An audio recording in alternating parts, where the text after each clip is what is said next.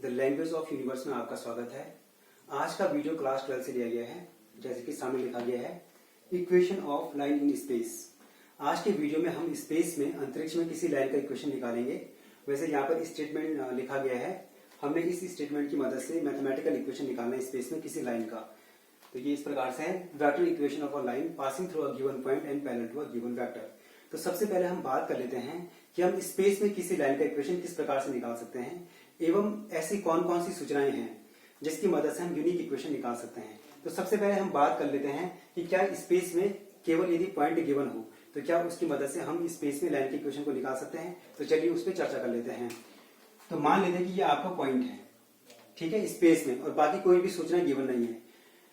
तो ऐसी स्थिति में हम इस पॉइंट की मदद से बहुत सारी लाइन ड्रॉ कर सकते हैं, अनंत लाइन को ड्रॉ कर सकते हैं। तो इससे निष्कर्ष क्या निकलता है? इससे निष्कर्ष यह निकलता है कि अगर हमारे पास किसी लाइन के संबंध में केवल यह सूचना गिवन हो कि वह किसी पॉइंट से होकर जाती है तो हम उसके यूनिक मैथमेटिकल इक्वेशन को नहीं निकाल पाएंगे, क्योंकि इस पॉइंट से अनंत रेखाएं जा रही हैं। अब बात कर लेते हैं, अगर हमारे पास यह गिवन हो कि कोई रेखा किसी गिवन वेक्टर के पैरेलल हो तो क्या हम उसके मैथमेटिकल इक्वेशन को निकाल सकते हैं। तो चलिए उस पर चर्चा कर लेते हैं। मान लेते हैं कि हमारे पास ये वेक्टर है और इस वेक्टर के पैरेलल हमें किसी लाइन का यूनिक इक्वेशन निकालना है। तो देखते हैं कि क्या ये पर्याप्त सूचना है। तो देखिए, अगर ये वेक्टर है तो ये वेक्टर भी इसके ये लाइन भी इसके पैरेलल होगी, ये लाइन भी इसके पैरेलल होगी और ये लाइन भी इसके समानांतर होगी। तो आप देख सकते हैं कि इस वेक्टर के पैरेलल अनंत लाइन संभव है। तो इस प्रकार से निष्कर्ष ये निकलता है कि स्पेस में यदि गिवन वेक्टर हो तो उस वेक्टर के पैरेलल हम किसी भी लाइन का यूनिक इक्वेशन नहीं निकाल सकते हैं। लेकिन अगर हम इन दोनों सूचनाओं को एक साथ जोड़ दें तो ऐसी स्थिति में हम निश्चित रूप से स्पेस में किसी लाइन का मैथमेटिकल इक्वेशन निकाल सकते हैं। चलिए जानते हैं कैसे।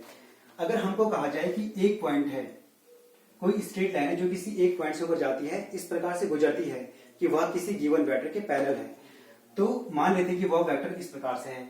अब मेरे पास वैसे इस पॉइंट को लेकर मैं कितनी भी लाइन ड्रॉ कर सकता हूं, लेकिन इसने पूरी की पूरी बाउंड्री ही बदल दी। इसने ये कहा कि इसके पैरेलल उसको होना पड़ेगा। तो ऐसी स्थिति में मुझे लाइन ऐसी ही ड्रॉ करनी पड़ेगी, है कि नहीं। तो इस डायग्राम से हमें क्या निष्कर्ष निकलता है? इस डायग्राम से निष्कर्ष निकलता है कि अगर हम स्पेस में किसी भी लाइन का मैथमेटिकल इक्वेशन निकालना चाहते हैं तो उस लाइन के संबंध में दो सूचनाएं होनी चाहिए। पहला यह कि वह किस पॉइंट से होकर गुजरती है और दूसरा यह कि वह किस वेक्टर के पैरेलल है। तो चलिए अब हम इस इंफॉर्मेशन की मदद से मैथमेटिकल इक्वेशन प्राप्त करेंगे किसी लाइन का स्पेस में। चलिए इस स्टेटमेंट के अनुसार एक डायग्राम को ड्रॉ कर लेते हैं। ये आपका स्पेस हो गया, coordinate system, X axis, Y axis, Z axis, ये आपका ओरिजिन हो गया। हमने किसी गिवन लाइन का मैथमेटिकल इक्वेशन निकालना है तो मान लेते हैं कि वो लाइन ये वाली है, ठीक है। ये आपका, हम उसका नामकरण कर लेते हैं, मान लेते हैं उसका नाम एल है। उन्होंने कहा कि वह किसी गिवन पॉइंट से होकर जाती है। ये काम कर लेते हैं, यहाँ पर एक पॉइंट कंसिडर कर लेते हैं। मान लेते हैं कि यह पॉइंट पी है जिससे होकर वह जाती है। साथ ही साथ उन्होंने यह भी कहा कि वह किसी गिवन वेक्टर के पैरेलल जाती है, पैरेलल होकर जाती है। तो मान लेते हैं कि ये लाइन इस वेक्टर के पैरेलल है, बी वेक्टर, ठीक है। अब ये काम करते हैं, इस पूरी सूचना को यहाँ पर थोड़ा उतार लेते हैं। Let L be the given line, L be the required line लिख देते हैं जिसको निकालना है। L be the required line, ठीक है, that pass through the point P, that pass through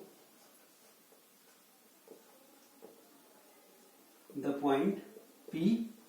देखिए, अगर ये पॉइंट है स्पेस में तो इसका अपना कोई पोजीशन वेक्टर होगा विद रिस्पेक्ट टू ओरिजिन। तो ये काम करते हैं, उसके पोजीशन वेक्टर को भी कंसीडर कर लेते हैं। तो मान लेते हैं कि इसका पोजीशन वेक्टर क्या है, ए वेक्टर है, ठीक है। whose position vector is a vector। माना कि L एक रेखा है जो बिंदु P से जाती है एवं जिसका स्थिति सदिश O बिंदु के सापेक्ष A वेक्टर है, ठीक है। अब एक काम कर लेते हैं, लेट, इस सूचना को भी यहां पर उतार लेते हैं। Let line L is parallel to B vector, और इस सूचना को दे देते हैं हम फर्स्ट इक्वेशन का नाम। Is that clear? यहाँ तो कोई समस्या नहीं है। अब एक काम करते हैं, इस लाइन पर एक आर्बिट्री बिंदु का चुनाव कर लेते हैं। जब भी हम किसी लाइन का किसी कर्व का इक्वेशन निकालते हैं तो हम उस पर एक आर्बिट्री पॉइंट जरूर मानते हैं। और आपने इलिप्स में, पैराबोला में, हाइपरबोला में, स्फीयर में, इन सभी के मैथमेटिकल इक्वेशन को जब निकाला होगा तो आपने ऐसा जरूर किया होगा। तो एक काम करते हैं, एक पॉइंट को मान लेते हैं यहाँ पर Q, और ये मान लेते हैं कि इसका पोजीशन वेक्टर क्या है, R वेक्टर है, R वेक्टर है। तो let Q be any point, Q be any point on L whose position vector is R vector, whose position vector is R vector. Is that clear? यहां तो कोई समस्या नहीं है। then डायग्राम से साफ निष्कर्ष निकलता है। देखिए, OP vector is equal to A vector and OR vector, OQ vector is equal to R vector, OQ vector is equal to R vector. Is that clear? अब देखिए यहां पर इसकी बात कर लेते हैं, PQ वेक्टर की बात कर लेते हैं। नाउ अगर हम डायग्राम से PQ वेक्टर की बात करें तो PQ vector is equal to क्या होगा, हम जानते हैं OQ vector minus OP vector is equal to what is the value of OQ vector, it is R vector, R vector minus इसकी वैल्यू कितनी है, A वेक्टर। देखिए तो ये आपकी हो जाएगी कौन सी इक्वेशन, ये फर्स्ट इक्वेशन, इसको सेकंड इक्वेशन कह लेते हैं। Is that clear? अब जरा ध्यान से देखिए, जो ये लाइन है ये इस वेक्टर के पैरेलल है, तो ऐसी स्थिति में जो ये वेक्टर बनेगा ये भी तो इसके पैरेलल होगा, साफ साफ डायग्राम में दिख रहा है। अब देखते हैं कि फर्स्ट इक्वेशन से क्या निष्कर्ष निकलता है। फर्स्ट इक्वेशन हमको यह बताती है कि L जो है वो B वेक्टर के पैरेलल है, इसका मतलब PQ वेक्टर इसी लाइन का है तो ये इसके भी पैरेलल होगा। तो this implies that PQ vector is parallel to B vector. ठीक है, अब देखिए दो वेक्टर यदि पैरेलल हैं तो उसके लिए मैथमेटिकल कंडीशन क्या होती है। जैसे हम जानते हैं कि मान लेते हैं कि एक ये वेक्टर है A वेक्टर, एक ये वेक्टर है B वेक्टर। तो अगर ये दोनों वेक्टर पैरेलल हैं तो ऐसा तभी संभव है यदि एक वेक्टर को किसी अन्य वेक्टर में लैम्डा यानी स्केलर की मल्टीप्लाई करके प्राप्त किया जा सके। जैसे ये पैरेलल हैं तो इसमें लैम्डा की मल्टीप्लाई करके इसको प्राप्त किया जा सके। क्योंकि ये वेक्टर इसके पैरेलल है तो इसका मतलब इस वेक्टर को इस वेक्टर में लैम्डा से मल्टीप्लाई करके प्राप्त किया जा सकता है। दिस इंप्लाइज दैट अगर ये बात सत्य है तो ऐसी स्थिति में निश्चित रूप से PQ vector is equal to lambda B vector होना चाहिए। एंड दिस इंप्लाइज दैट, देखो PQ वेक्टर की वैल्यू कितनी है, R minus A vector, R minus A vector is equal to lambda B vector. Is that clear? This implies that you will get R vector is equal to A vector plus lambda B vector. This is the required equation of the straight line in space that pass through the point P whose position vector is A vector with respect to origin and which is parallel to the vector B vector. अर्थात यह अंतरिक्ष में उस line का सदिश समीकरण है जो बिंदु P से जाती है, जिसका स्थिति सदिश A वेक्टर है एवं जो वेक्टर B वेक्टर के समानांतर है। तो इस प्रकार से आपने देखा कि हम किस प्रकार से स्पेस में किसी लाइन का इक्वेशन निकाल सकते हैं जो किसी गिवन पॉइंट से होकर जाती है एवं गिवन वेक्टर के पैरेलल है। हम इसकी मदद से इजीली कार्टेशियन इक्वेशन को भी निकाल सकते हैं। चलिए अब हम इस लाइन का कार्टेशियन इक्वेशन निकाल लेते हैं। तो देखिए ये लाइन जो थी वो P पॉइंट से जा रही है, तो मान लेते हैं कि वो P पॉइंट क्या है, x1 y1 z1 है। लेट P पॉइंट क्या है, x1 y1 और z1 है। ठीक है, और ये मान लेते हैं कि जो Q पॉइंट है, जो हमारा आर्बिट्री पॉइंट है, वो क्या है, वो है आपका x, y, z।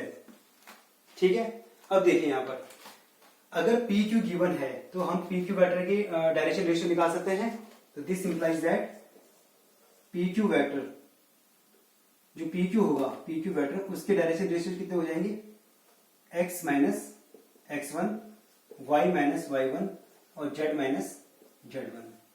Is that clear? अब ये मान लेते हैं कि let direction ratios of B vector is equal to A comma B comma C. अब देखिए जो ये वेक्टर है ये इस वेक्टर के पैरेलल है, समानांतर है। तो दो वेक्टर आपस में समानांतर कब होते हैं? जब उनके डायरेक्शन रेशियो एक दूसरे के प्रोपोर्शनल होते हैं। क्योंकि ये लाइन जो है इसके पैरेलल है। देखिए since L is parallel to B vector, this implies that PQ vector will be parallel to B vector।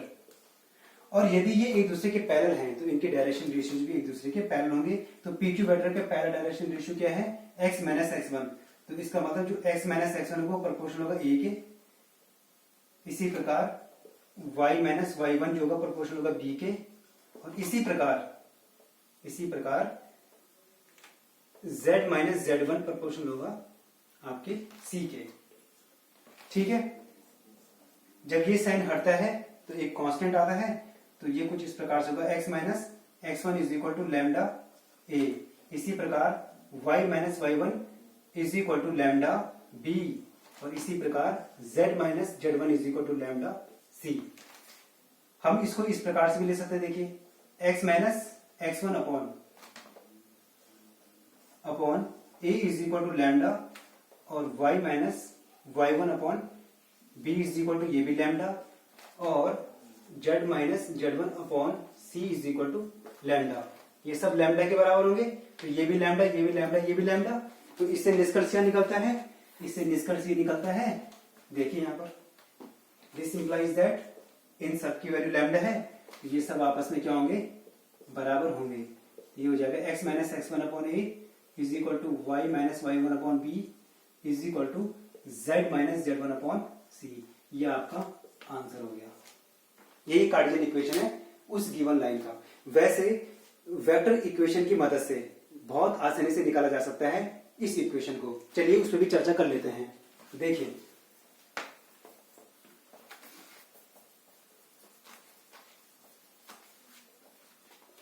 अभी अभी हमने इक्वेशन को प्राप्त किया था कि r vector is equal to होता है a vector plus lambda b vector. ठीक है। मान लेते हैं कि जो r वेक्टर है उसकी वैल्यू है कुछ इस प्रकार से xi plus yj plus zk। ठीक है। a vector is equal to कितना है? ये गिवन पॉइंट है, तो इसको इसलिए इस तरह से मान लेते हैं x1 i cap plus y1 j plus z1 k। ठीक है। और प्लस लैम्डा, देखिए इसकी वैल्यू एबीसी मान लेते हैं, A I cap plus B J plus C K. ये वेक्टर कुछ इस प्रकार से है और ये वाला वेक्टर कुछ इस प्रकार से है। चलिए इसको सॉल्व कर लेते हैं। एक काम करते हैं, इस वाले को, पूरी टर्म को, इस वेक्टर को पूरा इधर लेकर चलते हैं। तो यहां पर कितना आ जाएगा? ये x minus x1 I cap plus minus Y minus y1 J cap plus z minus z1 K cap. ठीक है। Is equal to lambda A I plus B J plus C के।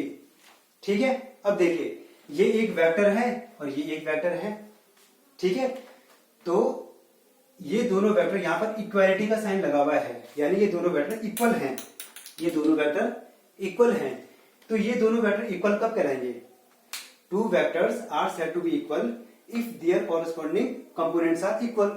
तो अगर ये दोनों वेक्टर इक्वल हैं तो ऐसी स्थिति में इनके कॉरेस्पॉन्डिंग एलिमेंट, कॉरेस्पॉन्डिंग कंपोनेंट्स बराबर होने चाहिए। तो दिस इंप्लाइज दैट हम कह सकते हैं कि x माइनस x1 निश्चित रूप से बराबर होगा लैम्डा ए के।